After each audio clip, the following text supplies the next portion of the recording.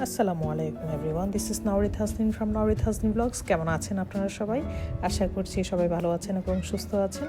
সবাইকে ওয়েলকাম করছি আমার চ্যানেলের নতুন এই ব্লগটি দেখার জন্য। আশা করছি আপনাদের পুরো ব্লগটি অনেক ভালো লাগবে। ঈদের পরেও যেহেতু বেশ অনেক দিন যাবৎ স্কুল, কলেজ, অফিস, আদালত সব কিছু বন্ধ ছিল, তাই ঢাকা শহর মোটামুটি ফাঁকা ছিল। তো চারপাশে যেহেতু নিস্তব্ধ, একেবারে নিরিবিলি ছিল পরিবেশটা, তাই বাচ্চাদেরকে নিয়ে বের হয়ে পড়েছি। আমাদের বাসার পাশে একটা নিরিবিলি জায়গা আছে, সেখানে হাঁটতে এসেছি। তো বিকালের সময় অসম্ভব সুন্দর একটা ভালো ওয়েদার ছিল। আমি আর রাহলান এখানে বসে বসে একটু খেলা করছিলাম, আর আমার বড় ছেলে শেহরান আর ওর বাবা একসাথে এক্সারসাইজ করছিল। এই সময়টাতে এত সুন্দর সুদিং ওয়েদার ছিল, আলু বাতাস সব কিছু অসম্ভব রকমের ফ্রেশ লাগছিল। ঈদের পরে আর মাত্র 2-1 দিনের ভিতরে বাচ্চাদের স্কুল আর আমার হাজব্যান্ডের অফিস খুলে যাবে। তো সেজন্য চিন্তা করেছি এভাবে নেচারের সাথে একটু টাইম স্পেন্ড করি। আহলানকে ওর মতো করে খেলতে দিয়েছি, কারণ এই সময়টা সে আর পাবে না যদি স্কুল খুলে যায়। আর তাছাড়া পুরো রমজান মাস তো স্কুল বন্ধই ছিল, খুব সুন্দর একটা সময় কাটিয়েছি, ইবাদতে ভালোভাবে মনোযোগ দিতে পেরেছি যেহেতু স্কুল বন্ধ ছিল, এক্সট্রা কোনো প্রেশার ছিল না। বাট এখন স্কুল ওপেন হলে সেই আবার গতানুগতিক আগের রুটিনে ফিরতে হবে আমাদের সবাইকে, তাই এখানে আসা আর কি।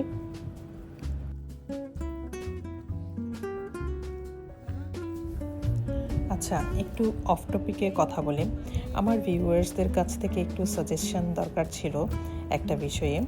আপনারা তো জানেন আমি উমরাহ পালন করতে সৌদি আরবে গিয়েছিলাম। আল্লাহর ইবাদতের পাশাপাশি আমি বেশ কয়েকটি সুন্দর সুন্দর স্পটে ঘুরে এসেছি আলহামদুলিল্লাহ, এবং রেকর্ড করেছিলাম ব্লগের মাধ্যমে আপনাদের সাথে শেয়ার করব বলে। বাট সময়ের অভাবে আর ওভাবে কন্টিনিউ ওই ব্লগগুলো আপলোড করতে পারিনি। আপনারা যদি সাজেস্ট করেন বা দেখতে চান তাহলে আমাকে কমেন্ট করে জানাতে পারেন, আমি আপনাদের জন্য সেই ব্লগটি হয়তো বা শেয়ার করতে পারি। যদি আপনাদের ইচ্ছা হয় তাহলে ডেফিনেটলি আপনারা দেখে নিতে পারবেন আমার চ্যানেলে। আর এই তো এখন আমরা বাসায় ফিরে যাচ্ছি, যেহেতু মাগরিবের আজানের সময় হয়ে এসেছে সেজন্য।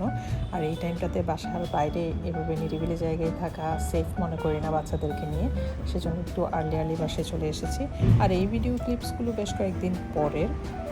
এখন যেহেতু বৈশাখ মাস চলছে, তাই সময়ে অসময়ে এরকম হুটহাট অন্য রকমের ঝড় তুফান শুরু হয়ে যায়, দেখতে ভালোই লাগে, খুবই এনজয় করি এই সময়টাতে।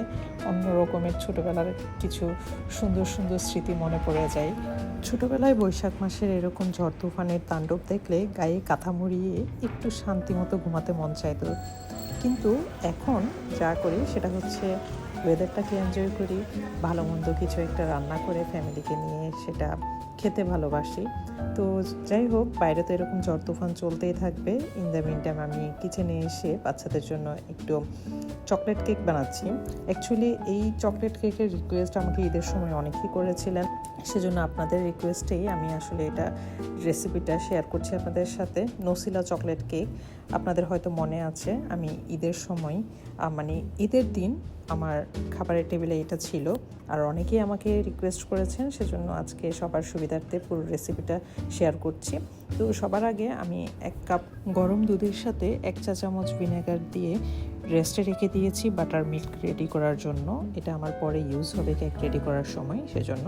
তো অন্য একটি বলে 1/2 কাপেরও কম পরিমাণে চিনি ও বড় সাইজের 2টো ডিম অ্যাড করে ভালোভাবে বিট করে নিলাম।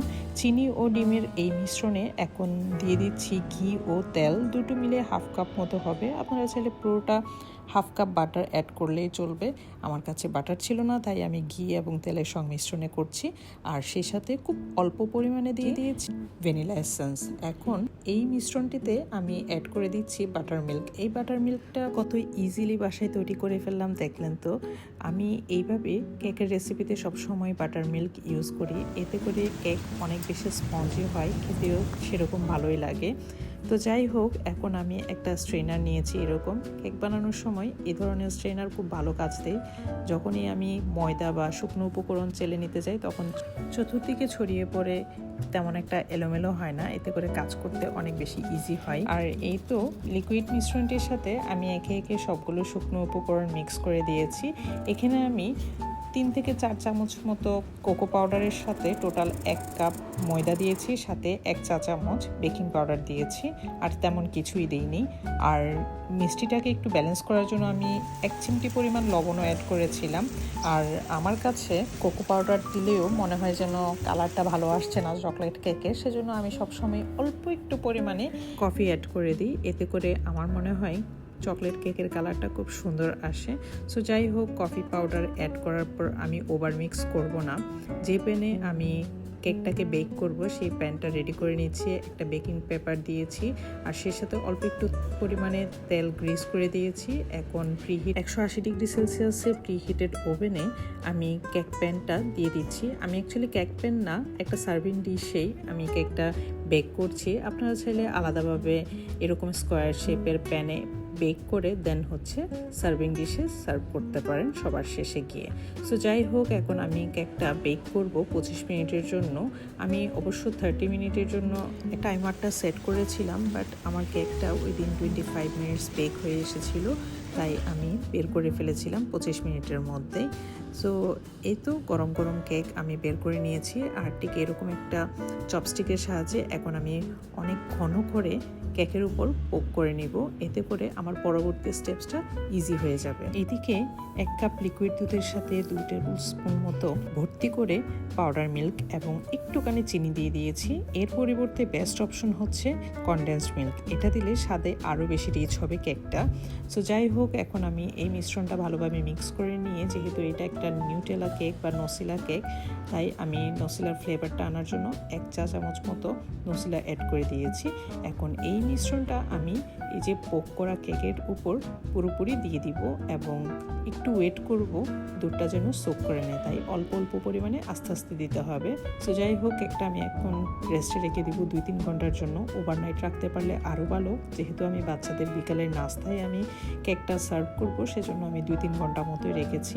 সো যাই হোক, এখন আমি একটা মিস্টেক করে ফেলেছি, সেটা হচ্ছে এই নিউটেলার যে টেক্সচারটা সেটা একটু ঘন ছিল। আমার উচিত ছিল একটু মেল্ট করে তারপর অ্যাড করা।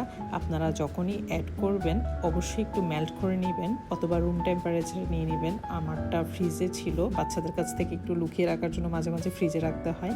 সো যাই হোক, এখানে নিউটেলার সাথে অবশ্যই একটু চেষ্টা করবেন হুইপড ক্রিম মিক্স করে উপরের লেয়ারটা দিতে, এতে করে দেখতে আরও বেশি সুন্দর লাগবে। আমারটা যেহেতু ফ্রিজে ছিল তাই স্প্রেড করতে এই পর্যায়ে খুব কষ্ট হচ্ছিল আমার, তবে ব্যাপার না, বাসাতেই তো খাবো, সেজন্য আমি এটা একটু চালাকি করে যেটা করেছি সেটা হচ্ছে উপরে কিছু স্লাইসড কাঠবাদাম অ্যাড করে দিয়েছি। আপনারা যে কোনো ধরনের নাটস অথবা চকলেট দিয়ে গার্নিশ করতে পারেন, আপনাদের পছন্দ। আর এটা যেভাবেই গার্নিশ করি না কেন, খেতে অসাধারণ টেস্ট হয়েছে। বাচ্চারা অনেক অনেক বেশি পছন্দ করেছে আমার এই কেকের রেসিপি। আপনাদের যদি ভালো লাগে তাহলে বাসায় অবশ্যই একবার হলেও ট্রাই করে দেখতে পারেন, আর আমাকে জানাতে ভুলবেন না কমেন্টে যে আপনাদের কাছে এই রেসিপিটা কেমন লেগেছে। যদিও স্টেপসগুলো একটু লেন্দি, তবে লেন্দি হলেও বাচ্চাদেরকে একটু ভালো মন্দ খাওয়াতে ছিলে একটু সময় তো দিতে হবে রান্না বান্নাতে, তাই না? তো যাই হোক, কেক তো আমার রেডি হয়ে গিয়েছে। বিকালের নাস্তা হিসেবে আমি বাচ্চাদেরকে সার্ভ করেছি আজকে। মজাদার এই কেকের রেসিপিটা ভালো লাগলে আপনারা বাসার যে কোনো দাওয়াতের আয়োজনে ডেজার্ট মেনুতে রাখতে পারেন, সবার অনেক প্রশংসা পাবেন নিশ্চয়ই। আর এই তো আমি আমার গতানুগতিক সেই আগে ডেইলি রুটিনে চলে এসেছি। বাচ্চাদেরকে পড়াশোনা করানো, ওদের স্কুলের সব কিছু গুছিয়ে দেওয়া, সকালবেলা স্কুলে পাঠানো, এভাবেই আমার এখন দিনকাল পার হচ্ছে আর কি। সো দেখতে দেখতে ব্লগের একেবারে শেষ পর্যায়ে চলে এসেছি। সবাই ভালো থাকবেন এবং সুস্থ থাকবেন। আল্লাহ হাফিজ।